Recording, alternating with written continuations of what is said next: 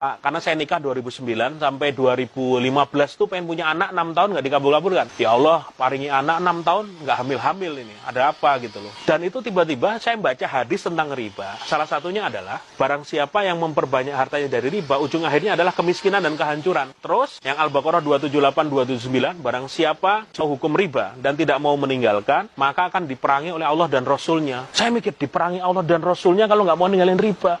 Garuk-garuk, ya Allah, jangan-jangan aku ya. Konsultasi, saya kontak Ustaz Samsul Arifin, Ustaz Fatih Karim, tak telepon sampai 1 jam. Mas Sabtu, sekarang bertanya kepada diri, dengan berapa tahun ini setelah punya utang, hatinya tenang nggak? Enggak, Etat.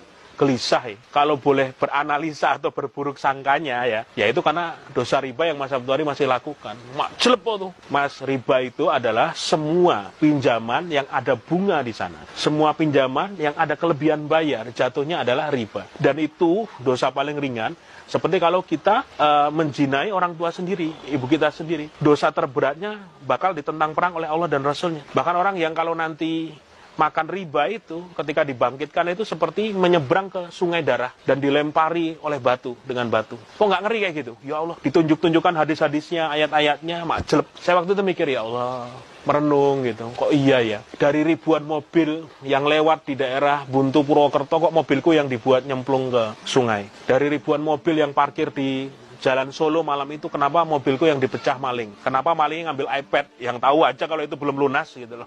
Kenapa dari ribuan motor yang lewat di jalan istriku itu, istriku yang ditabrak? Dan semua nyambung. Riba. Wes nggak bisa ngelak.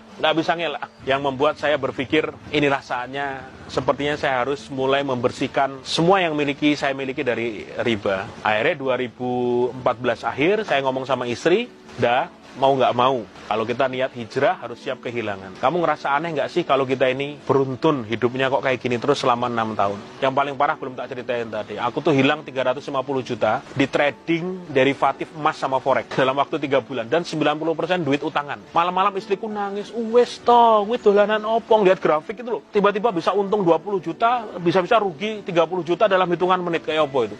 Senut, penak nyari uang. Emang bisa dapat duit cepat, tapi hancurnya juga cepat. Benar-benar seperti judi. Dan itu puncaknya 3 bulan saya nangis, sama istri nangis. Wes kita pelukan bareng, duit 350 juta. Dan 90% utangan loh, harus kembaliin loh. Wah, gak karu-karuan, gak tenang, gak karu-karuan. Setelah saya total, ada 13 titik utang saya. Dari yang paling gede, rumah, ruko, rekening koran buat tempat produksi. Habis itu kartu kredit berapa titik. Ada asuransi. Ding. Ada yang pakai riba, ada yang nggak pakai riba. Tapi semuanya utang. Jadi langkah-langkah orang kalau mau bertobat kan, hijrah dari riba, 1 tobat. Sholat tobat yang banyak. 2 rakaat dan doanya itu cuma 1. Ya Allah, saya pengen tobat dari riba. Mampukan saya untuk melunasi, nggak tahu duitnya dari mana. Karena kalau tak total itu 2,1 miliar. 2,1 miliar, bayangin. Duitnya sekondi raono.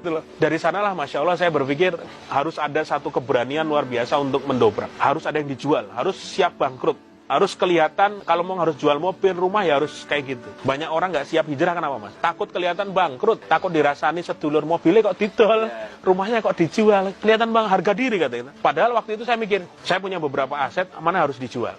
Istri ngeboti rumah, ya wes rumah dipertahankan bicarane. Ruko yang strategis yang tadi ngundang 100 orang pas selamatan itu kita ikhlaskan. Cuman semenjak saya memutuskan hijrah, saya memutuskan untuk nggak ngutang lagi, itu keajaiban satu persatu mulai muncul. Karena kita sudah ngomong sama Allah kan, ya Allah saya janji nggak akan ngutang lagi. Ya Allah saya nggak mau nambah utang lagi. Tolong ya Allah bebaskan saya. Akhirnya yang terjadi adalah istri saya hamil. Setelah nunggu 6 tahun, saya makin tertantang. Berazamnya, bercita-cita lunas utang makin kenceng. Saya bilang sama Allah, ya Allah, Engkau yang maha kaya, Engkau yang maha berkuasa, Engkau yang maha besar.